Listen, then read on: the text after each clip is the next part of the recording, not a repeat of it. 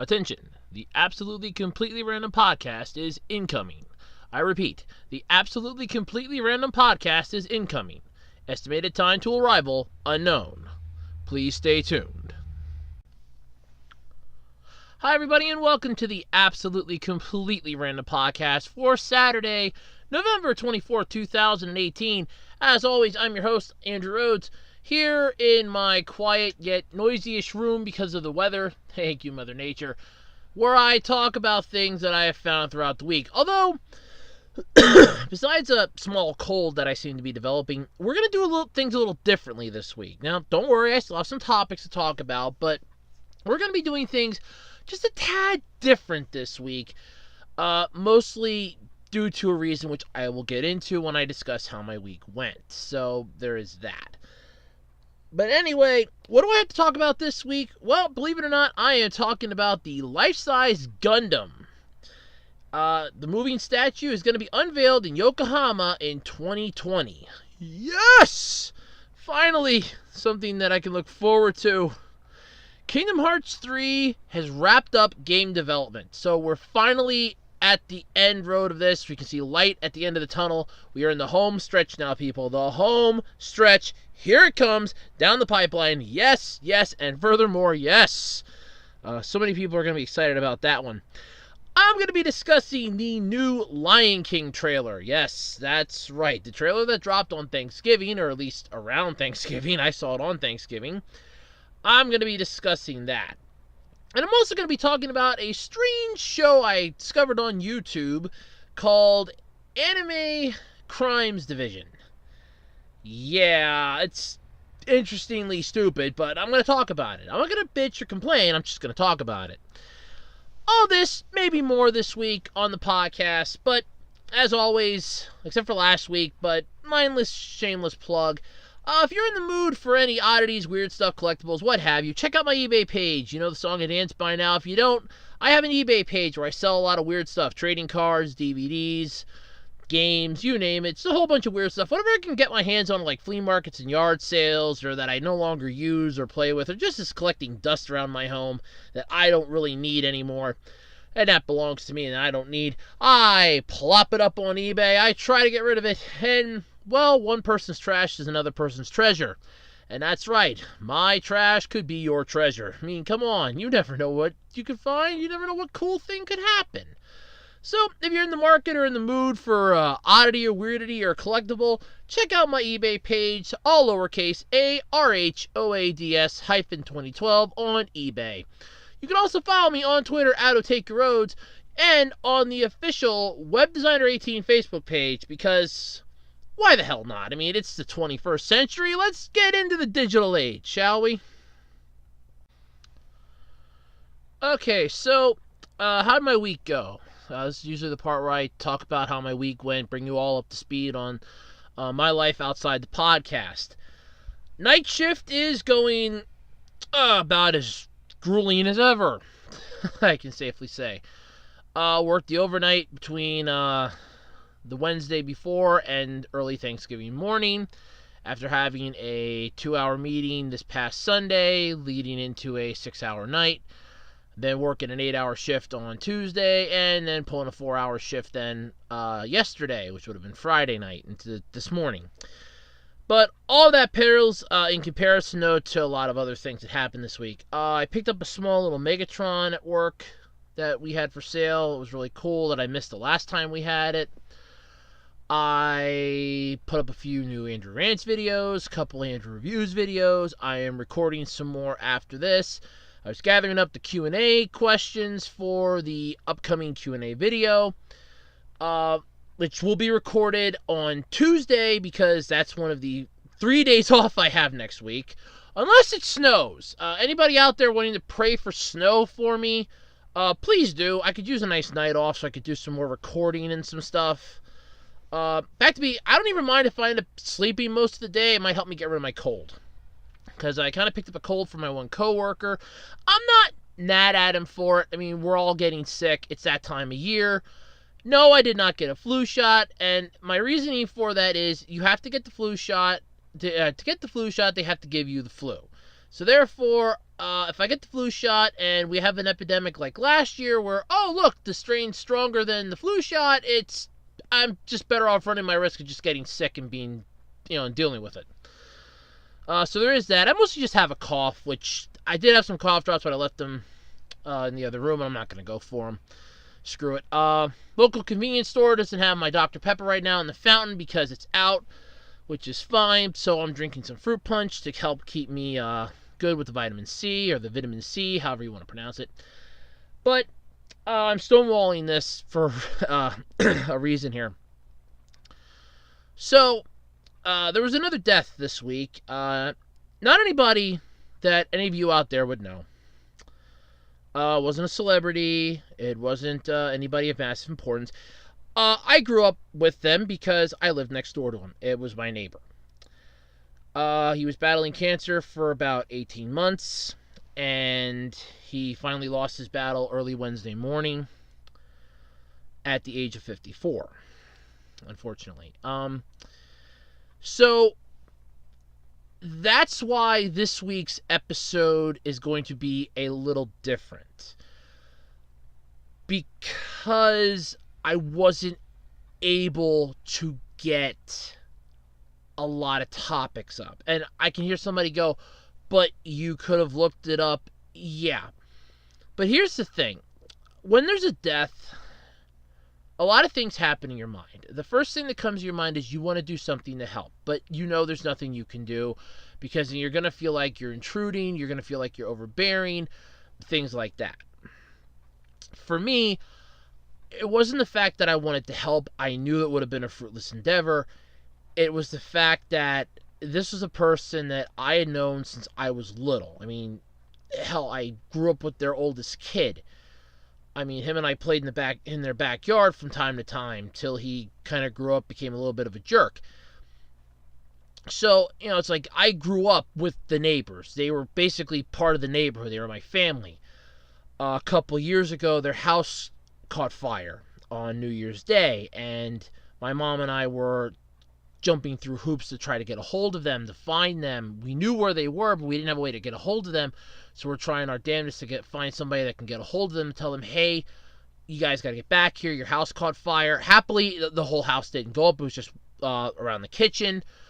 There was an outside thing that happened. Small little generator caught fire. It was, it wasn't as bad as it could have been. But it's mostly just it really hit home. I want to say, because he was a smoker. It was like a lung type cancer, and he just lost his battle with it. And it was mostly because we could see their house from our kitchen window. We could see them if we're outside getting the mail, or if I'm coming home, or if I'm leaving in the morning, or just in general, you could just watch him. We were just literally watching him waste away. And it just hit home. I mean, he was a big person. I mean, he was big. He was on the heavy side, but he was big. And he just was like wasting away to almost nothing. It was that horrible. So that kind of struck me this week, because on top of my job, because I'm being nice right now and helping out my local fire company with some of the duties that the assistant chief would do, vis-a-vis like answering phones during the day, checking messages, relaying messages, things like that. Now, I only have to do it once or twice a day, so it doesn't matter if I'm asleep. I can easily just go over, okay, here are all the messages, and do it that way. They were going to use the hall for the wake after his service, so I was helping to set that up, figuring out the table situation, the chairs, everything else, arranging it the way that they could use it, and things like that. So all that kind of played a factor into this week for me. So I wasn't really able to go completely looking for topics. I found 2 of them, and then 2 of them basically plopped themselves into my lap. Here, we know this is going to be difficult for you, so, we're here for you. Just use us as topics this week. And I think why this hits me is because he dies right before a holiday. And their youngest kid is still in middle school. He dies right before Thanksgiving. Literally the day before Thanksgiving, he dies. And it was either like late Tuesday or early Wednesday morning. So either way, he dies before Thanksgiving. And it just kind of hits home for me because my grandmother passed away shortly after Christmas back in 2015 from natural causes. So, and that's, I know there was an actual thing. I know my mom will probably type it in the comment section, but basically, she didn't die from a massive disease. She just had massive CO2 buildup in her lungs. She basically died of what I would consider natural causes because it wasn't something that was an outside influence. It was an internal influence. So, that being said, it just kind of hit home for me this week because I caught myself literally standing out by my car or by my mom's car. I want to say it was last night, and actually Thursday morning and last night. Just looking over at their house, and it's like, yeah, I'm just looking over there, and I'm thinking to myself, this is gonna be a Thanksgiving where he's not gonna be there with them, where they're gonna basically have. This is gonna be the first Thanksgiving that they're gonna have to celebrate without him. And for me, it was sinking in and hitting home, and it honestly was taking its toll. It was whacking me to the side, and I just couldn't concentrate much this week for a lot of stuff, including work, because I was getting yelled at a couple times, but that's my own beef. Something like this happens, even if it's somebody that isn't related to you by blood, but you've known them your entire life, it does hit you hard. There is no denying that. And he was a really good neighbor, too, because he came over, I think it was like a couple summers ago. Yes, a few summers ago, actually. He came over and gave me a hand cutting off a dead tree limb off of our tree because it was precariously hanging over my mom's one car. And all I did was just ask him, is there, an easy way that I could cut that off? Like, would it, like a rope, if I tie a rope to it or something, and then chuck the other end over the thing and kind of like tie the one end off, would that, work as a way to like a pulley system to hold it while I like get a hacksaw or a wood saw and just saw the bastard off? And he came over with a chainsaw, just quick, one shot after I goes, just move the car quick. Just move the car quick, I'll get it for you. And he just came over with the chainsaw, one quick shot, and I was done. It dropped to the ground. So it's just sad.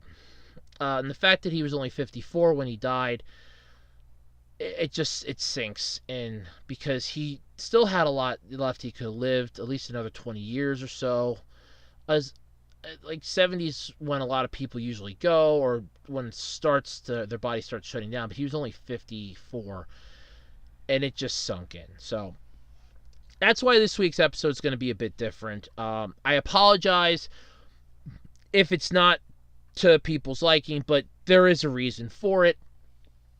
Don't shoot me. But if we could, though, for a moment again, I know we did this last week with Stan Lee, and we do this every time there's a death, and I talk about it, but this one, honestly, even if you don't know a person, death will bring a lot of people together. It's one of the saddest things, but it's true. So, if we could for a moment, let's have a small moment of silence for my neighbor Brian.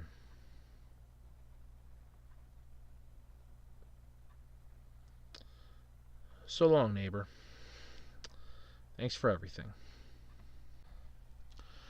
Alright, so I know I talked about this way back, like podcasts far back, like maybe a good year or so ago, that over in Tokyo and over in Japan, they wanted to make a life-size moving Gundam statue. Basically, take the RX-78, if I remember correctly, and make that sumbitch move. That was part of their massive thing because they wanted to do it for a summer event or for some event. They wanted to do it big time. Well, in Yokohama in 2020 for the debut of the Tokyo Olympics, they will be debuting the 18-meter statue, and it's supposed to be able to move. So this is going to be pretty cool. So under the new title of Gundam Factory Yokohama, the project is collaborating with the city of Yokohama to bring on new technical supervisors and designers. The final result will be unveiled at the Yamashita Pier in Yokohama in summer 2020 and will remain there for about a year. The project previously had a competition in 2015 to make a 18-meter tall, 59-foot tall, for those of you that don't do metric, statue move. The 2020 Summer Olympics will be held in Tokyo. So this is going to kind of correlate with that, which is going to be cool. Something like this, I mean, if you can make a statue move, and it can move relatively well, and I don't mean like that god-awful Megabots thing that we had months ago or years ago, or however the hell long that was a train wreck. If we can have something like this where it actually does move, that could open up an entire new world for events. Like we could have robot, fighting, or you pilot the robot and actually have like actual Gundam matches with each country. That would be pretty cool. I would sign up for that in a damn heartbeat because of how cool that would be. So, the project originally planned to make the moving statue by 2019. The previous life-size RX-78-2 statue already had limited mobility. If I remember, I could open its it could open its cockpit to reveal a screen inside, and the head moved automatic. Yeah, its head and automatically open. Yeah, it could move its head and automatically open the cockpit. That statue was replaced last September by the similarly life-sized RX-0 Unicorn statue, which could light up and move various panels to transform between Unicorn mode and Destroy mode. For those of you that have never seen Mobile Suit Gundam Unicorn, highly recommended, good series. Check it out. I've watched it on the Gundam Info channel on YouTube, where you can watch a lot of Gundam shows, actually. Except for Reconquista G, because they're bastards, and they didn't want to put it out, the rest of it in English, and make it available in the US, so I couldn't watch it. So this is just kind of cool, seeing something finally come to fruition after so damn long. So, while I don't mind so much the fact that we've had to wait this long for it, I honestly didn't think they were doing it anymore when they replaced the damn statue. I figured, because I remember that they were talking about doing these statues, like, okay, we're going to do the RX-78, it's going to move, we're going to make it move like an actual Gundam, elbows, wrists, shoulders, arms, legs, torso, head, everything was going to move. And then all of a sudden, it's like, yeah, we're replacing it with the RX-0. It's going to be replaced with the Unicorn. It's like, so you're scrapping the original Let's Make It Move project then, is what I thought, and happily, I'm glad for once I'm wrong. So I'm really looking forward to this, because not only does this give everybody hope that you can actually make giant mechanized robots, but for those of us out there that have always, hoped that Japan would finally come through should a planet-leveling event happen, like an asteroid comes or something, this proves that, hey, we can make a giant walking robot that doesn't suck, first off. Now all we need to do is come up with a beam particle rifle, and we're in business. We have a global defender right here that can literally blast objects from space.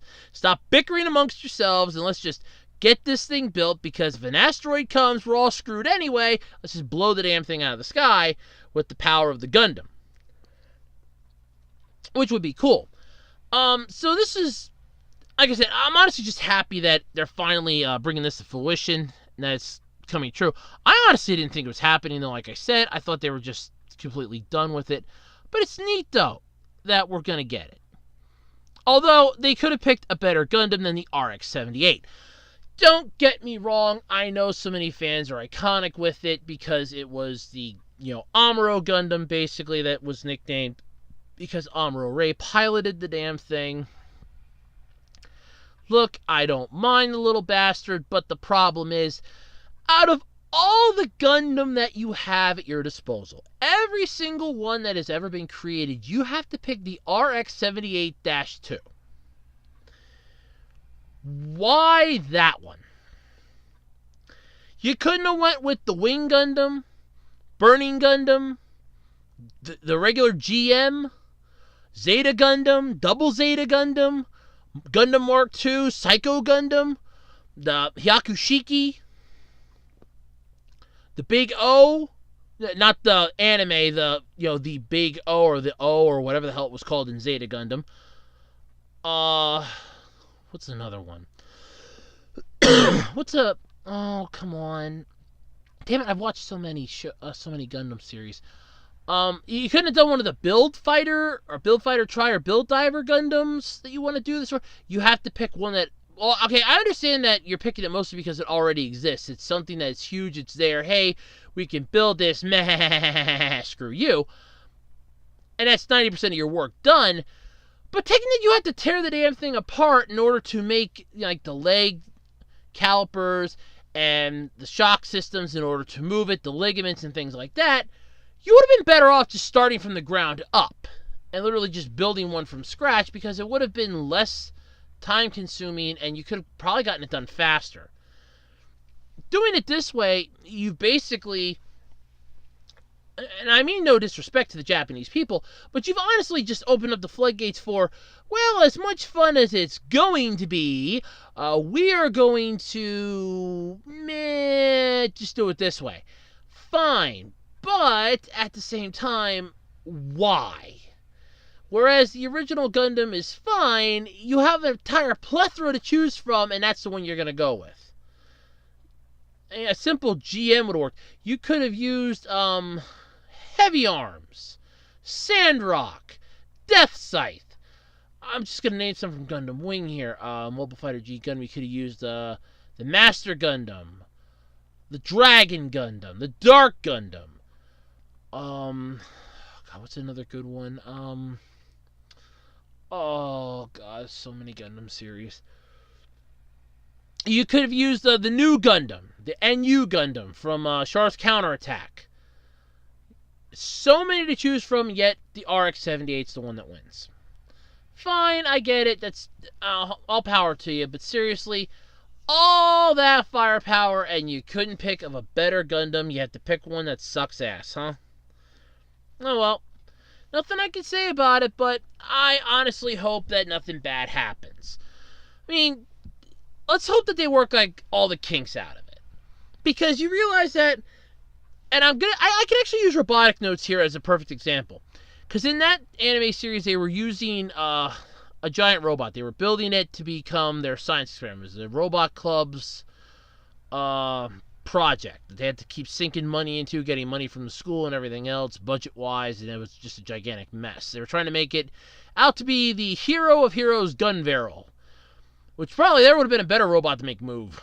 Build one of those.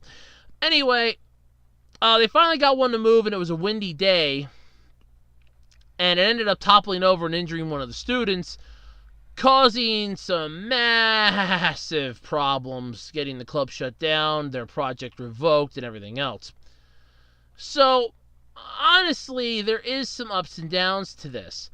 Because one of my main concerns is, what happens if you have a strong gust of wind? Because let's face it, Japan is a literal island.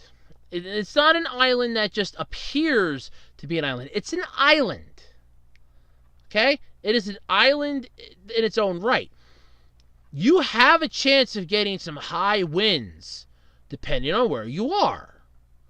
All you need is one strong 40 or 50 mile an hour gust is all it'll probably take to topple that sumbitch if it's not stable. Which is my main concern with making something that big move. Now, granted, okay, it's 60 feet, it's almost 60 feet tall, 59 feet total, I think I said.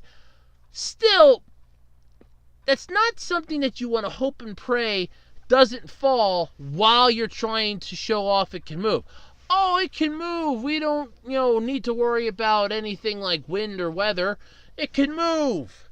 Yeah, you still need to worry about the wind, and you still need to worry about the weather. I would be worrying about those two things until you actually manage to make it move X amount of feet. But hopefully they have contingency plans in place. I'd like to personally know how they're going to power this thing, because unless they got like a cold fusion cell running this bitch, that's going to be a hell of a lot of car batteries or one big-ass electrical cord. Because I want to know how they're powering this. Because if you're going to make it walk, unless the person piloting it is going to be moving their feet on a bunch of gears, which they're going to get tired real fast, it's not going to budge without some sort of electricity. So, yeah. Anyway, I'm looking forward to it. Can't wait to see it. Got 2 years-ish to go, a little less than 2 years. So all hail the walking Gundam. Now, if only we could get a walking Godanner. That I would agree upon. Well, it's finally a wrap. After how many freaking years, how many people, banging their heads on the ground, banging their heads on all ends of the earth, finally, Kingdom Hearts 3 is wrapped production. Oh, there's your choir of angels singing, for those of you that have been waiting for it. It's slated to make its game day debut for the PS4 and Xbox One for January. Square Enix confirmed on Tuesday that it has wrapped up production of Kingdom Hearts 2, the game. Square Enix also began streaming a new trailer for the game on Tuesday. The trailer shows some of the worlds featured in the game, which include, and there's a list on here. Okay, confirmed worlds include Big Hero 6, Toy Story, Tangled, Monsters Incorporated, Pirates of the Caribbean, Frozen, and the returning Olympias Coliseum. Because, Hercules, Hades, and Cloud have to be in this somehow. But it's just going to be cool to finally see Big Hero 6, Toy Story, Tangled, Monsters Incorporated, and Frozen. Things other than Hollow Bastion, The Little Mermaid, Tarzan, and all that other crap. Thank God they skipped Cars. That would have been very confusing for kids. Why is this car... No, just don't ask. Just don't ask. The less you know, the better. Trust me. So, it's going to be released in Japan on January 25th for the PlayStation 4 and Xbox One. We get it 4 days later in the U.S.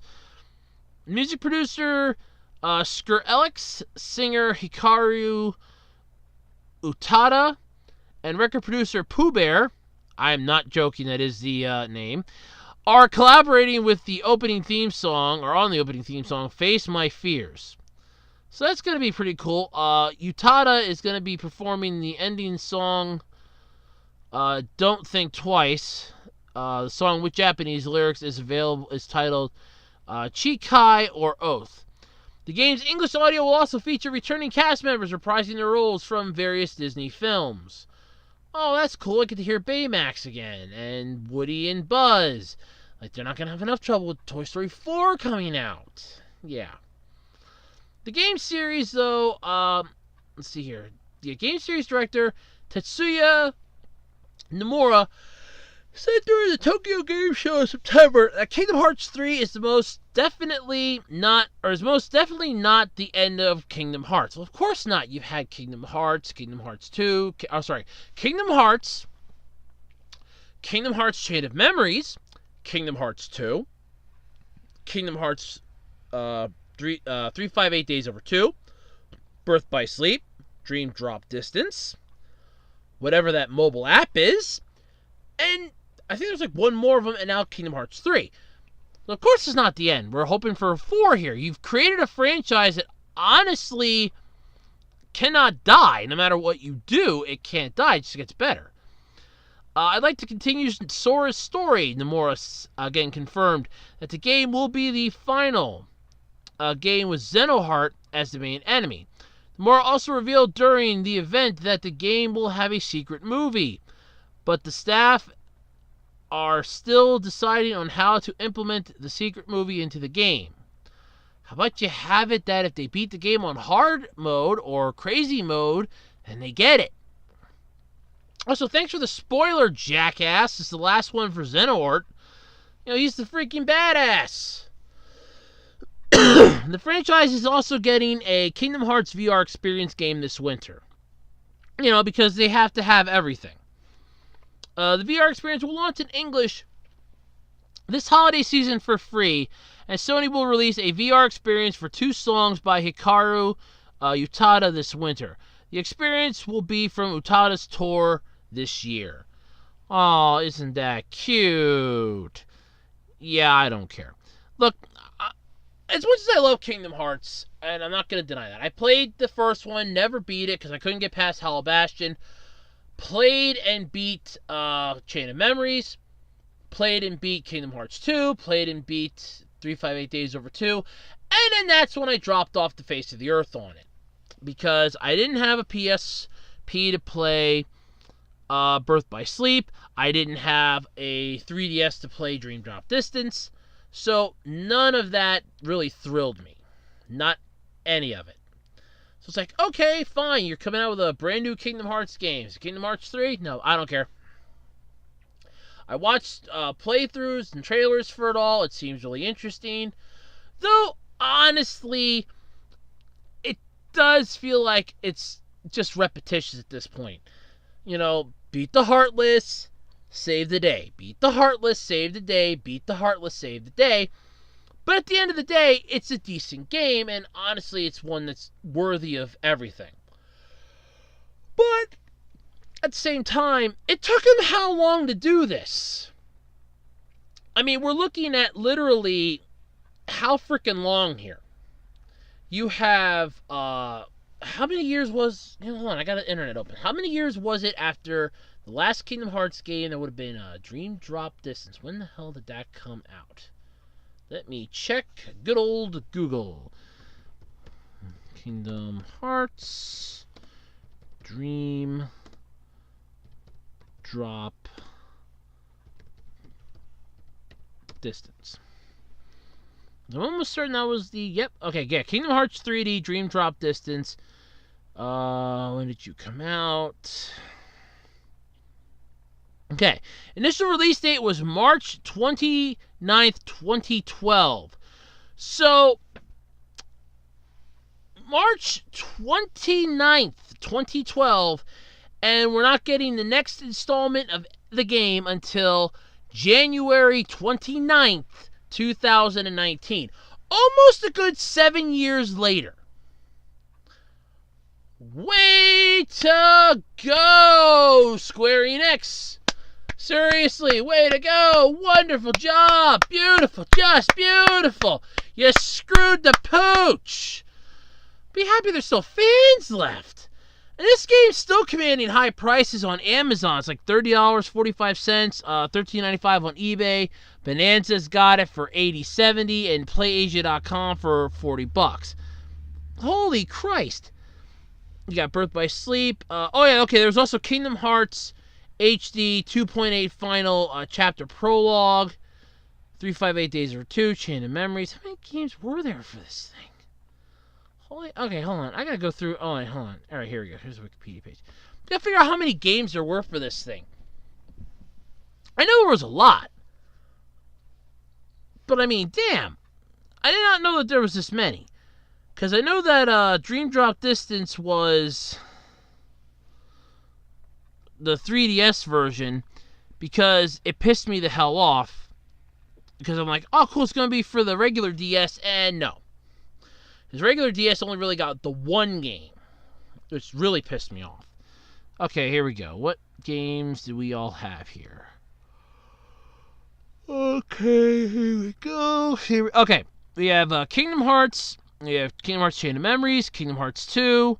Okay, Kingdom Hearts Coded, the episodic mobile game. Kingdom Hearts 358 Over 2 Days. Birth by Sleep, Dream Drop Distance, Kingdom Hearts X.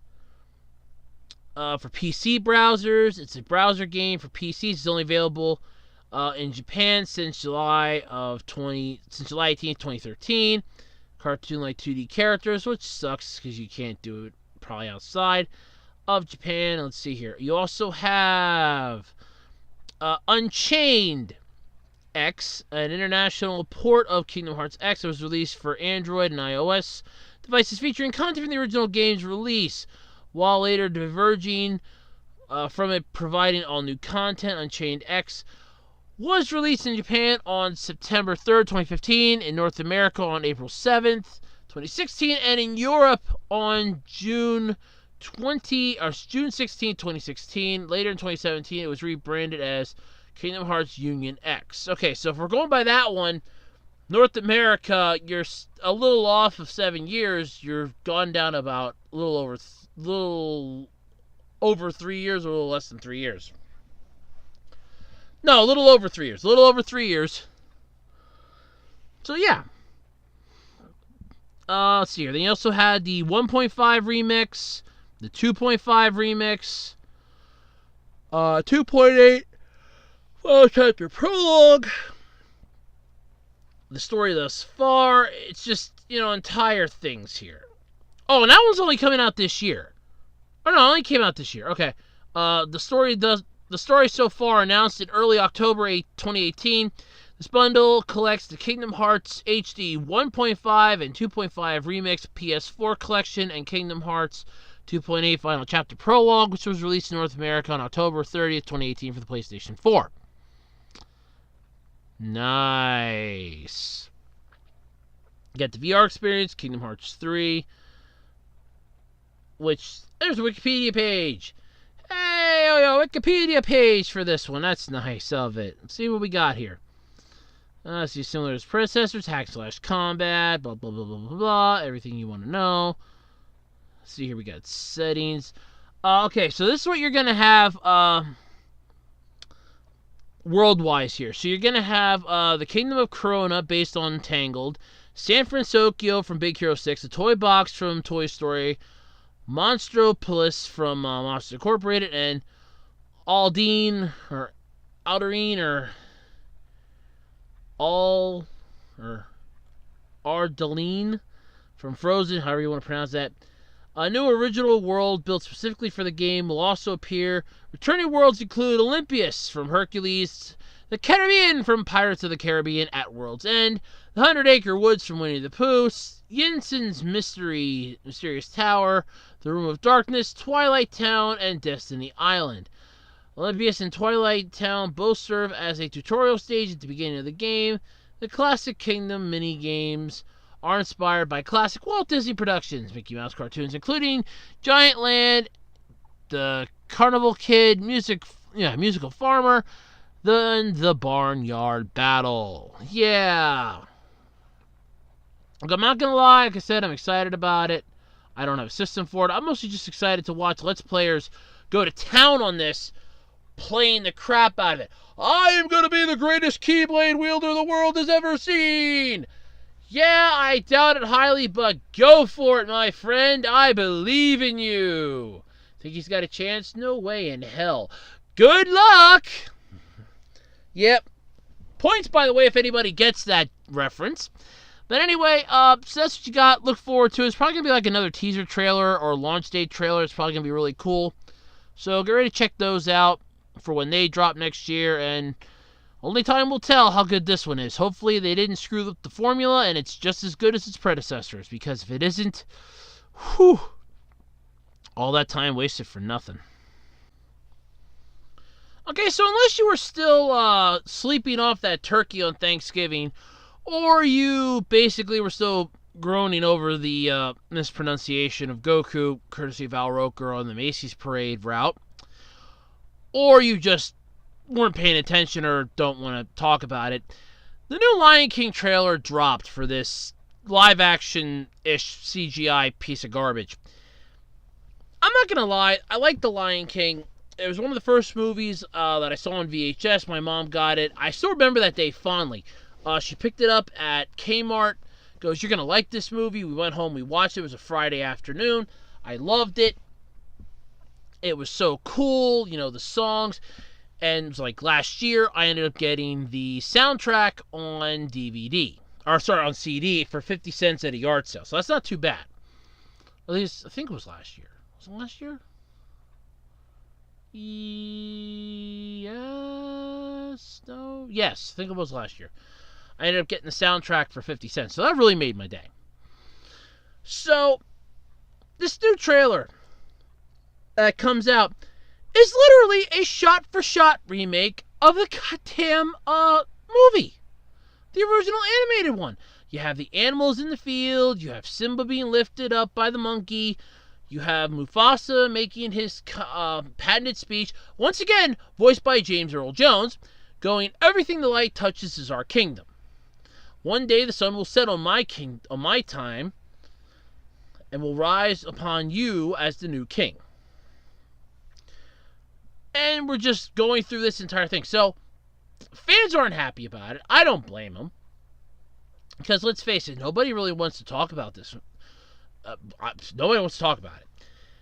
CGI aside, this is lazy writing. If you're literally spending the money, I liked how one person put it on Twitter, if you're literally spending the money to remake a movie that you've already made animated-wise, shot-for-shot remake, then you're doing something wrong with your time. And I agree with that. That's a massive problem. Because what that basically boils down to is, well, we screwed up somewhere, but we're too far into this to care. So, yeah, we don't care what the issue is. We are going to have this movie air. And that's honestly what's sad, I want to say here. Because, in all honesty, as cool as the movie is, as interesting as the movie seems, it's still The Lion King. You can find this on DVD. Somebody's selling it on the secondary market. You can easily get your hands on it. It is not that difficult to find. And yet, they're going to make money instead of actually putting some in R&D to come up with a better movie. Hey, I have an idea. How about you not make a sequel to Toy Story? Like you're gonna freaking do. Oh, we gotta make Toy Story 4. Why? Toy Story 1 and 2 and 3 ended perfectly. Excuse me 1 second, I gotta grab my drink here. Didn't know if I was gonna be out of the range of the mic. But Toy Story 1, 2, and 3 ended perfectly. You grew up with the toys. You knew what was gonna happen. And now all of a sudden it's, yeah, we're gonna make a fourth one. What purpose does a fourth one serve other than just to piss off fans because, oh, well, we want to make a fourth one and nobody cares enough to try to stop us? No, we care enough to try to stop you, but by now it's too late because you've already released a teaser trailer, which means you have footage for it. Or it's already done and there's nothing we can do. But this movie, though, is literally a shot-for-shot remake, it seems. And don't get me wrong, Simba was much more cuter animated than he is CGI. It's not very good looking. It's quite ugly if you ask me. Scary, hideous.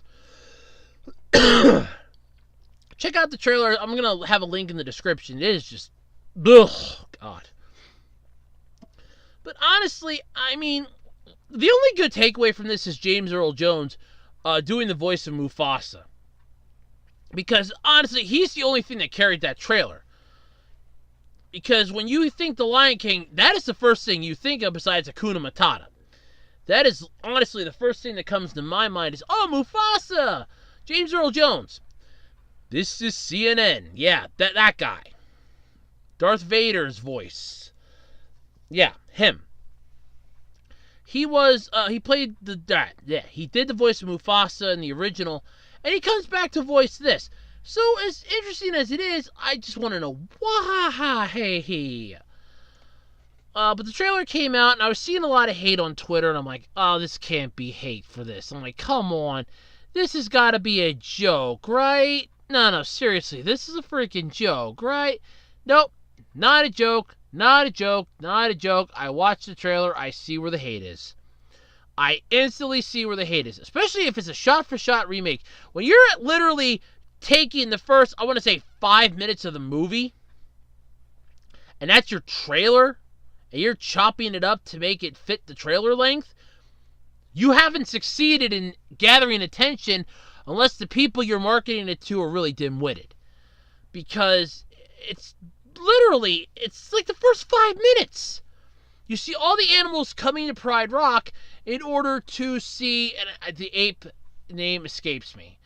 Was it Babu or something? Or, I don't know. His name escapes me. He's holding Simba up. That's the trailer.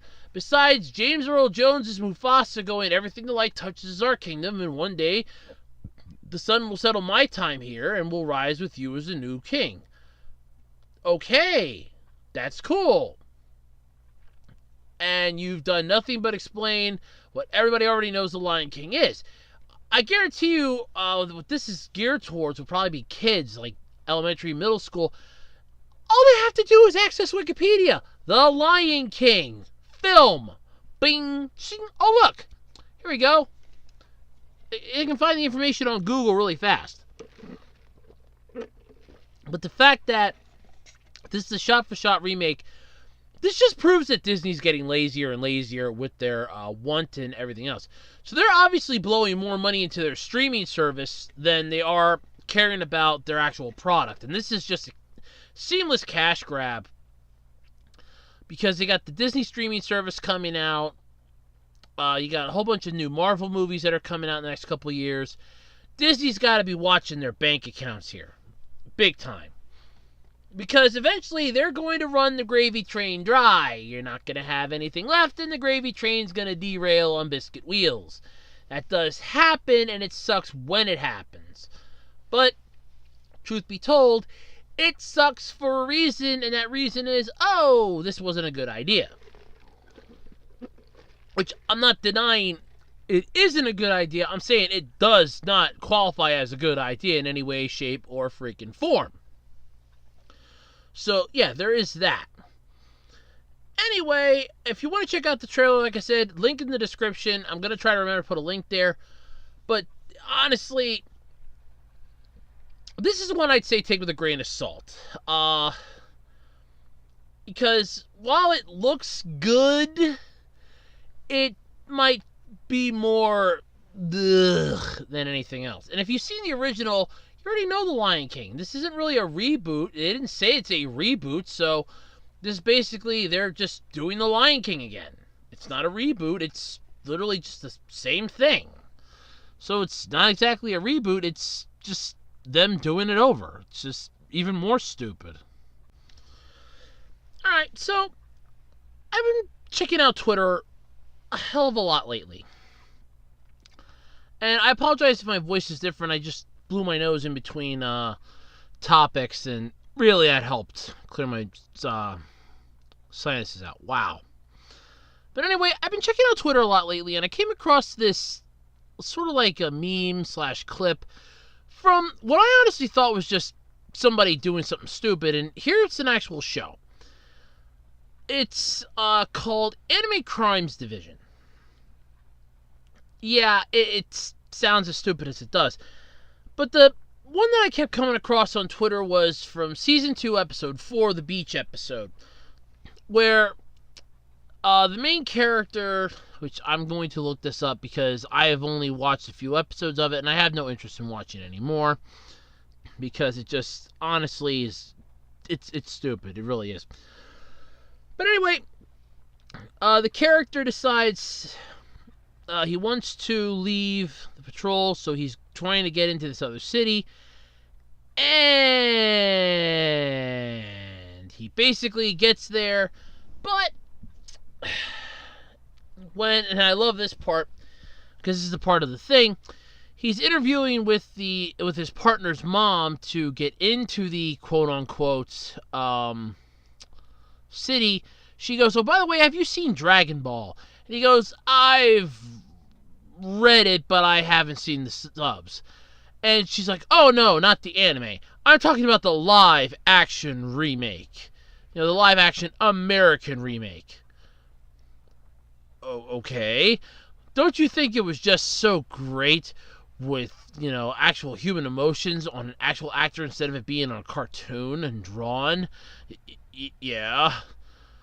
I think it works so much better as a 90-minute movie than it does as a full series, don't you? Of course.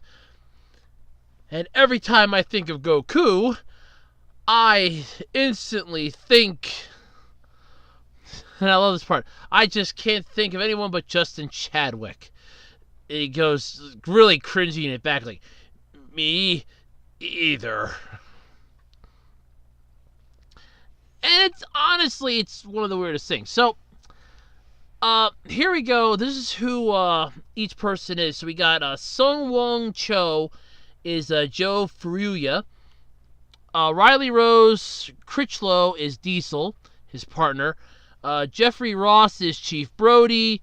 Rina Hoshino is Singer. Monique Parent is Nancy Prestige. Kevin Senzaki is Senzaki. Little Hideki was Dylan Kento Curtis. Andre Franco was the police officer. Hideki was played by Johan Lee. Damon Odell was a CSI agent. Riria was Kimiko, the suburbs leader from episode 1. A lot of these are just like ones that are in episodes, so I'm just going to like... There's only like one left anyway. You have the Pokemon. Literally, it's Pokemon. Drew Dilio, and there's like 2 people that were in unknown episodes. Matokai,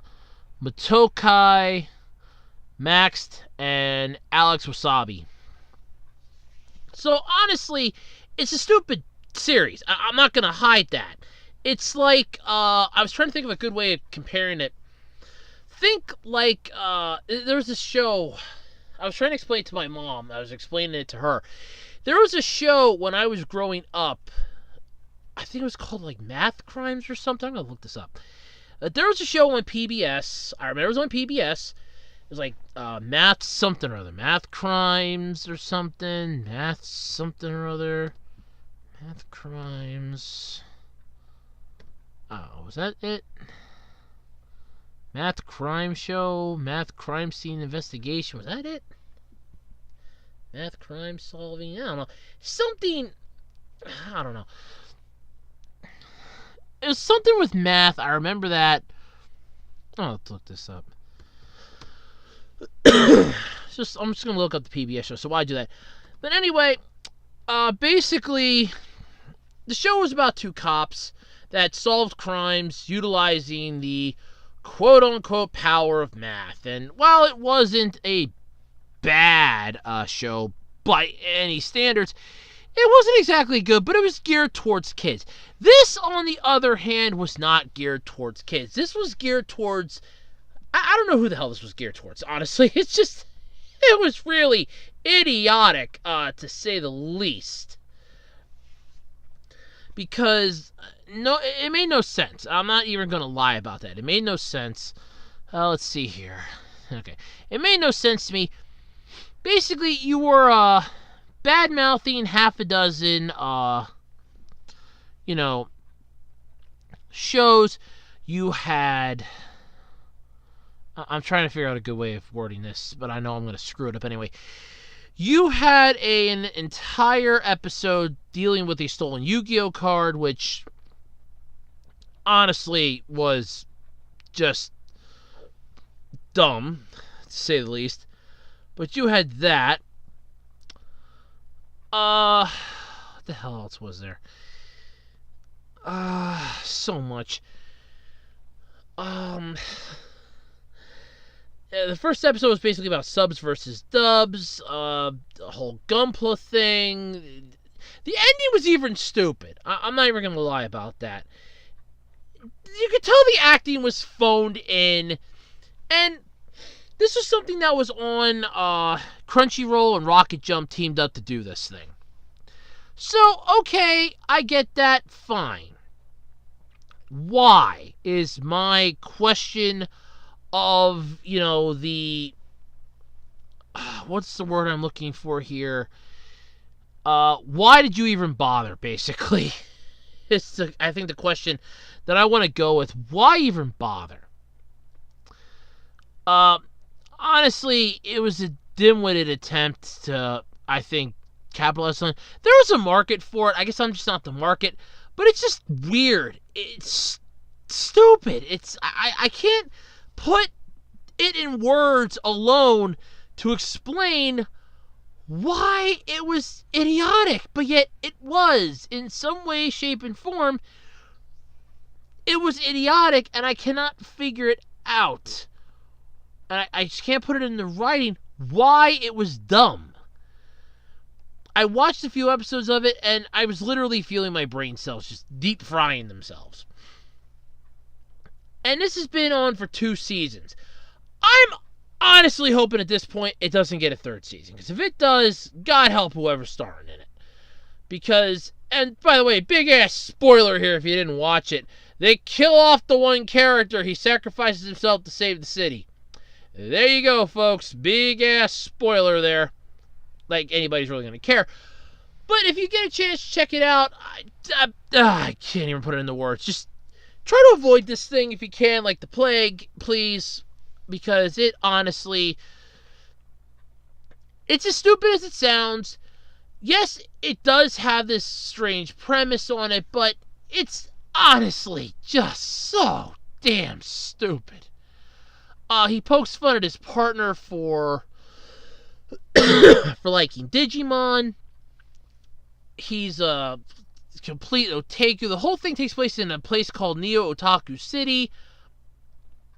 I can't paste it together. It's honestly just one gigantic screw you after another, and it's just ugh. So if you get a chance to check it out, I pity you. Maybe you'll like it. It wasn't for me. I came across it via Twitter, thought, what the hell, let me give it a shot, I'll check it out, and I regret checking it out. I regret it like the plague. At this point, I regret looking at it, I regret watching it. I regret it. I mean, there were some good jokes in it. I'm not going to lie. Season 2 had a couple good jokes, but it lost me. That ending was just idiotic, and that's where it lost me. I mean, the acting was phoned in. You could tell that the acting was phoned in when the one villainess for the 2nd season, she's literally, you could tell she was just fighting like, I am literally saying this for a paycheck. That is the only reason why I'm even, saying these words. Honest to God, it's for a paycheck. She did not want to be there. None of the cast was. I don't even think the camera guy wanted to be there. It's like, you know what? I'm missing. I could be taking pictures of, anything else but this. And I think they just got screwed. But honestly, I don't know. If you get a chance to check it out. You can watch it all up on YouTube. Look for the Rocket Jump channel. It's all on there. Hopefully they weren't screwed over by the whole Defy fiasco. I would have talked about that instead. Believe me, probably would have been a better topic, but I don't have enough information on it. Other than they screwed people over, and Smoosh and the Warp Zone were 2 of them. That's all I know. So there, I still managed to sneak it in anyway via another topic. Ha ha ha ha! That's just how good I am. Alrighty, folks, it's going to do it then this week for the absolutely, completely random podcast. I apologize once again if it felt like this episode was phoned in, due to the fact that I got so much stuff that happened this week. Like I said, neighbor dying, work, and everything else. I do apologize if this week felt phoned in. I will try my best to not have this happen next week. To anybody out there that knows me, no more death this year. My death quota has now been filled. So, if you have any topics, feel free to drop them into the discussion section here on my YouTube channel. Email them to the podcast at acrpodcast@gmail.com. Or you can send them at my Twitter page, at OtakuRoads on Twitter. Or you can even drop them off on the Facebook wall for the official Web Designer 18 Facebook page, where you can drop them off in the page there. Just go, hey, here's a topic for your podcast this week. You can stay anonymous if you want to. You don't have to include your name. I won't say anything. Furthermore, don't forget, I'm going to be recording the Q&A video. Thank you for all of you who have submitted questions. Look forward to that. I will be recording it Tuesday nights, what I'm aiming for. So expect to see it either Wednesday morning or Thursday morning, depending on how things go recording it wise. I mean, something bad could happen, you never know. So until next time, I'm Andrew Rhodes. This has been the absolutely, completely random podcast. I got a few rant videos to record before I call it a night. So I'll catch you all next week here on the Absolutely Completely Random Podcast.